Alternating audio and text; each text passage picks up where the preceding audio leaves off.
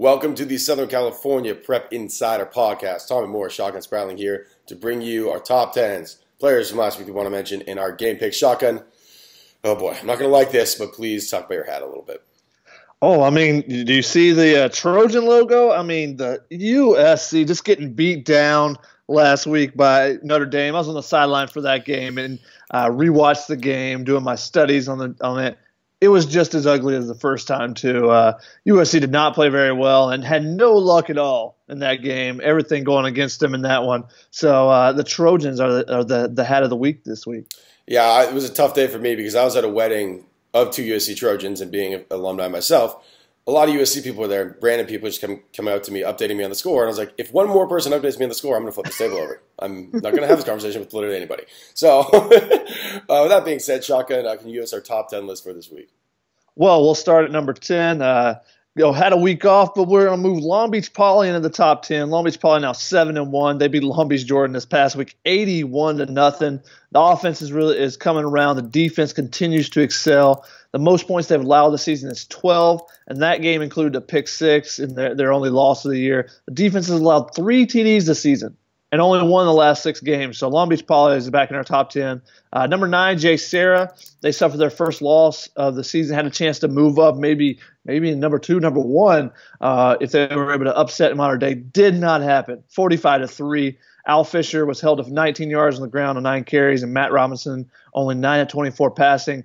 But JSerra did get a big win against Orange Lutheran the week before, 52-21. So got them at number 9. They got an opportunity in that Trinity League. Every week's going to be a tough game, so they can still move their way back up a little bit there. Number 8, Rancho Cucamonga, 7-1 now after beating Etiwanda 48-7 and Los Osos 48-0 the last 2 weeks. Sean Dollars had 9 carries, 96 yards, and a TD, and Nick Acosta with 4 TD passes in that win over Etiwanda. Number 7, San Clemente, still undefeated, 8-0. They beat San Juan Hills 31-13 a week after beating Tesoro 30-14. This past week, Austin Whitsett, 19 carries, 172 yards, 2 touchdowns, 73 yards, and a 33-yarder. Baby Christian McCaffrey. Yeah, getting a little 100 yards on 2 carries never hurts. Nope. It never hurts the average there. Number 6, got Chaminade. They're 7-1 now. They're only lost to St. John Bosco. They beat Alamany 45-0 this past week, and Loyola the week before 37-14. Andrew Van Buren with 24 carries, 185 yards, and Michael Wilson, they're 2 studs. Michael Wilson had 8 catches, 141 yards, and a touchdown this past week. At number 5, Upland, also undefeated, 8-0. They beat Chino Hills 56-0 and Damien 49-8, taking care of business over in the Inland Empire. David Baldwin this past week, 12 of 16, 248 yards, 4 TDs. 2 of those TDs going to Taj Davis, who had 5 catches for 109 yards, also added a 57-yard punt return. And Shamar Weston doing it on the defensive side, 2 interceptions, and he caused a fumble. Number 4, we got St. John Bosco. They took the loss to Mater Dei a couple of weeks ago, to fall to 6-2, but they bounced back with a win over Orange Lutheran, a win over Santa Margarita. Pretty close from 40-38 in that one. They played a lot of younger players, but they found a way to win. Chris Hudson, a guy that hadn't played much this year, but 99 yards receiving and 2 touchdowns. Jaden Woodby had the game-sealing 26-yard pick six in the win, and DJ Uigalele came all, the sophomore that kind of taken over for Real Mitchell, 23-38, 405 yards and 2 touchdowns from the big sophomore right-hander. Number 3, Centennial, they're 6-1. They beat Santiago 65-0 after a 61-14 win the week before. And this is how balanced the Centennial team is. Tanner McKee, their quarterback, he went 7 of 7, 4 touchdowns, he threw 194 yards. Great numbers there, very efficient. He also ran for another touchdown. But they had no rusher get more than 5 carries and no receiver with more than 2 catches and still put up 65 points in a game. They just, everyone on that team can contribute on that offense, and everyone does. Number 2, Mission Viejo, they're 9-0. They beat Rebuka Hills 63-0 and San Juan Hills the week before 35-7. This week, Elijah Griffin had 104 yards on 2 punt returns and also had a 48-yard catch. Achille Arnold, 7 carries, 142 yards. And Joey Yellen, a nice, efficient outing for him, too, at quarterback, 5 of 7 for 3 TDs, 2 of those going to Austin Osborne, the Washington's commit. And then, obviously, our number 1, Mater Dei, still undefeated, 8-0, just beating up on people. They got the St. John Bosco win, 31-21, and then they also beat up on JSerra 45-3. In that JSerra win, JT Daniels, 2 touchdowns passing, 2 touchdowns rushing. Jacoby Harper, 127 yards on 7 carries. And some would argue number 1 in the country as well, not just Southern Section. I don't know that many people would argue it. They're pretty standard in my number 1. Any team I've seen, nobody has been as good as Mater Dei this season. All right, so we'll go to some players that had good weeks last week. I'll start with mine. I'm starting with Maranatha, A1 Parker, Zach McClendon, James Smith, all combined for 410 rushing yards and 6 TDs against Whittier Christian. Then I got Los Osos' Kyle Jorgensen, 206 rushing yards with 3 TDs in their win over Damien. Going all the way out to Barstow, shotgun, all the way out there. Barstow had 540 total rushing yards and 7 TDs in their game last week. Anytime you put up that many rushing yards, you're going to get a shout-out. I don't care where you play, who you are, you're getting that shout-out. Or shout out. Sorry, I'm blaming the cold. Blaming the cold for any mistakes I make this week. Then I got Calabasas freshman, Julian Stokes, 117 rushing yards and 3 TDs for the Coyotes. And then Murrieta Mesa, Giovanni Sanders, 170 receiving yards and a touchdown for the Rams. Shotgun, who do you want to talk about? Speaking of Whittier Christian out there in the loss, they had their receiving duo of Sanchez and Muncie combined for 16 catches, 243 yards, and 4 TDs in that one.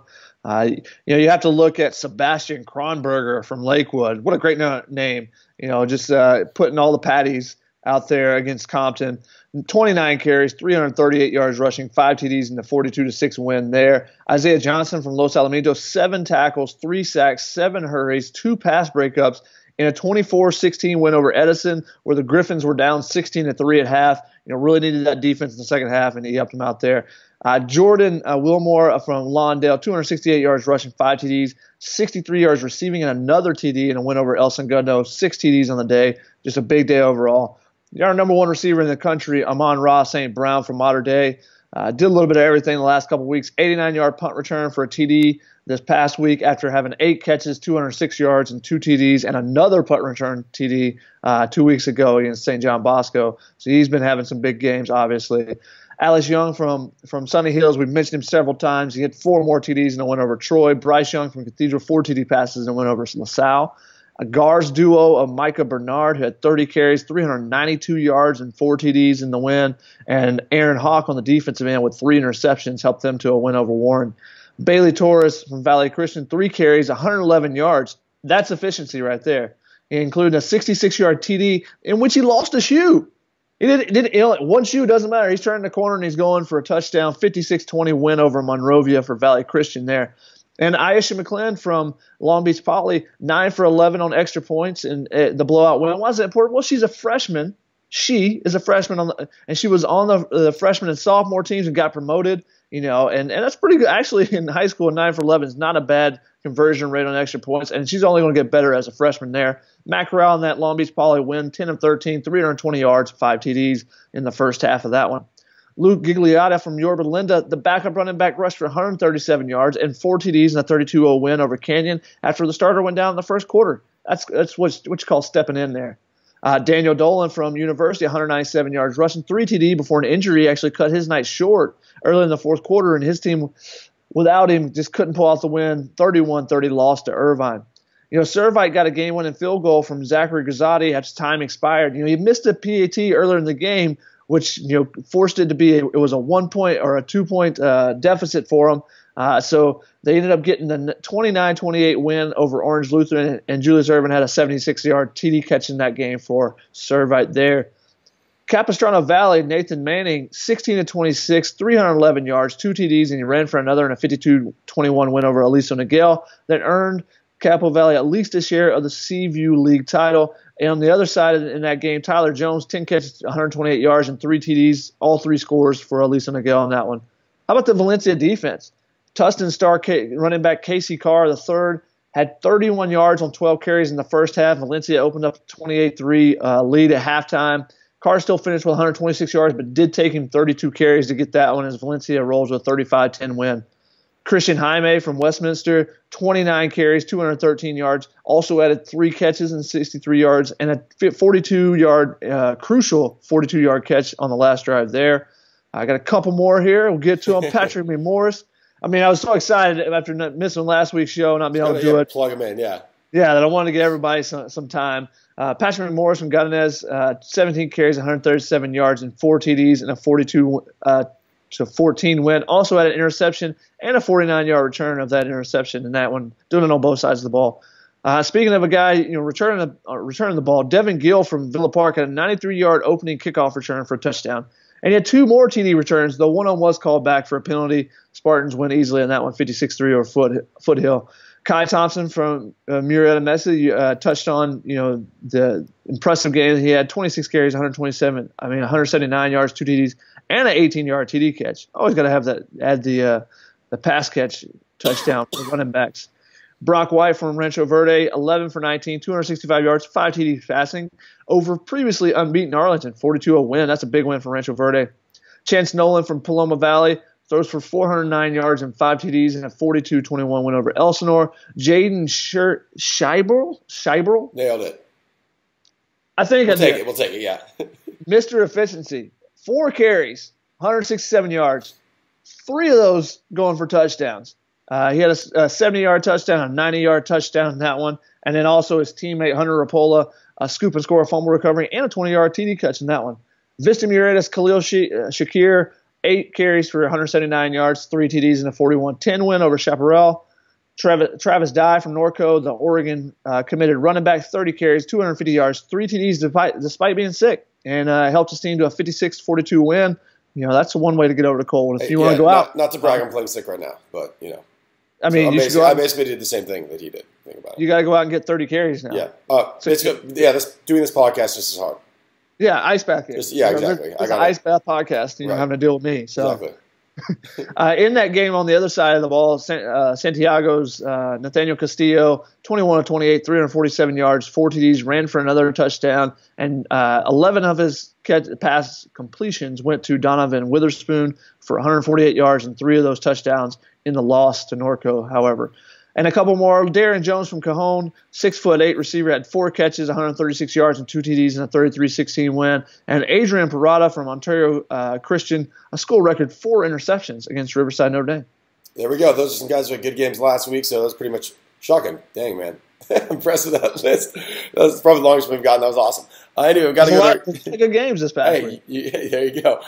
We got to go to our game picks. These are all available on the Fox Sports Go app. Download it, watch it, enjoy some football, and then we'll get to the TV game last. As always, first we're going to start with Orange Lutheran at Mater Dei. Again, Mater Dei, the de facto #1 team in the country. JT Daniels, 272 passing yards per game with a 73.1 completion percentage. On the the Orange Lutheran side, they're still looking for that first league win. We already talked about St. Brown for Mater Dei, but you got to watch Kyle Ford as well. He's averaging 122 yards receiving, and he also has 9 touchdowns in 7 games. I've got Mater Dei here. I think that no one's going to beat him this season, to be honest with you. What do you think, Shaka?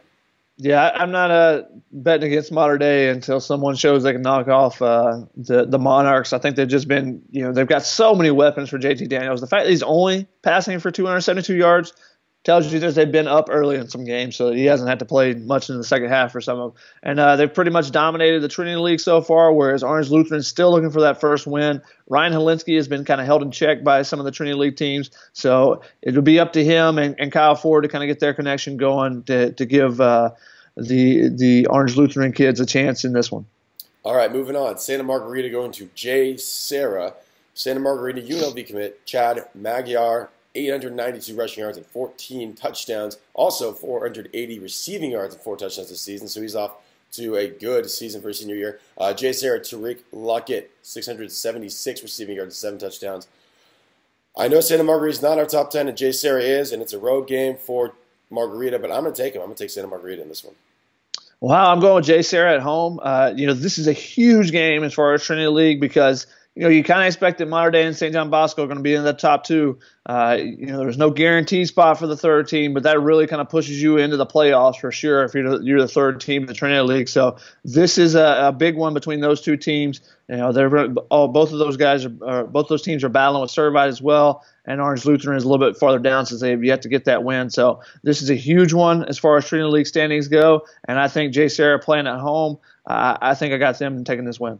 All right, now we've got Gahr at Paramount. Both teams 7-1, 3-0 in league play. Gahr's Micah Bernard, 849 rushing yards, 10 touchdowns. Paramount's sophomore defensive tackle Jerry Atching, 15 tackles for loss. So watch out for him for his junior and senior year because again he's only a sophomore. I've got Gahr in this one. Shotgun. What do you think? Gahr was down 10 points with less than 4 minutes against Warren. They get a TD, they recover the onside kick, and then Bernard breaks off a 50-yard touchdown run. They get a win, 46-42. I don't think they're that fortunate on the road. I think Paramount's been playing pretty well. I think Paramount is the ones that takes it at home. Ooh, 2 games of disagreement. I like that. Next game, we're going to go out east a little bit to Murrieta. It's Great Oak playing Murrieta Valley. Great Oak, Danny Morales, 782 yards rushing and 10 touchdowns. And we talked about him, I feel like every single week. Murrieta Valley's Marquise Spiker, 882 receiving yards and 19 touchdowns. 19 already for Marquise Spiker. I got Murrieta Valley. What do you think? See, I felt like in high school, every pass I caught was a touchdown. Spiker might actually be catching every pass he catches a touchdown. He has so many touchdowns in the season. He's going to break the California state record more than likely for touchdown receiving touchdowns in a career. So, I'm going to go with the guy that's going to break all the records and go with the Bachmeier to Spiker connection from Murrieta Valley. All right, final game. It's a TV game. It is Norco at Centennial. Both teams 3-0 in Big 8 games. We talked about him earlier. Travis Dye has already 1,481 rushing yards and 21 touchdowns. So no big deal, Marcus Spiker, but Travis got a couple more than you. No big deal. I'm not sure what you're saying. Centennial, Thomas Kinslow and Octavio Cortez with 11 touchdowns each on the ground. So expect a lot of running. Actually, well, no, Centennial throws a little bit too, but there'll be some good running backs in this game. I'm going to go upset. I'm going to go upset time. I like Travis Dye. I'm going to go with Norco. Whoa, that is a big upset pick. Big upset pick. And going to be incorrect. Centennial, the machine continues to run. Tanner McKee has been super efficient this season. He's back healthy from the ankle injury earlier in the season. He can do it all. He can run. He can throw. And I just don't think Norco is going to be able to stop that offense. All right, there it is. Those are our games. Those are top 10s. You guys had good games last week. Shotgun, anything you want to add before we sign off? It was a very interesting game for a week after scoring the game-winning TD with 30 seconds left to go to beat Orange. Westminster has to do it again. They got the ball back down 20-19 with 47 seconds left. They score with 8 seconds left to beat Ocean View 27-20 on a Melbon Mesa 12-yard pass. Malachi Mesa finished with 11 catches, 144 yards, and 2 TDs in that one. And like we said, there was a big catch by the running back to get that drive going. So congratulations to Westminster finding a way to win in that game. And then, looking at Orange, we talked about Orange Lutheran, Orange lost last week to Westminster, but this week they were able to get their own last-minute win. Jason Wilkerson scored a 2-yard TD with 26 seconds left. Nick Guzman's extra point gave them a 16-15 win over Segerstrom. A lot of Orange going on. You got Orange Lutheran. People want to go to the Orange Bowl. I just want to eat some oranges. All I got is clementines. Whatever it is. Tough to deal with. I'm drinking some orange Gatorade right now because to fight this thing, I'm, not to You're brag, sick, so you probably should drink some orange juice. Yep. I'm going to go back to drinking orange juice, orange Gatorade, and then staring at the ceiling because that's what I've been doing pretty much all day today. We will see you guys next week with the same thing, same 2 guys. Until then, have fun watching football. And expect a lot of teams with orange to win this week.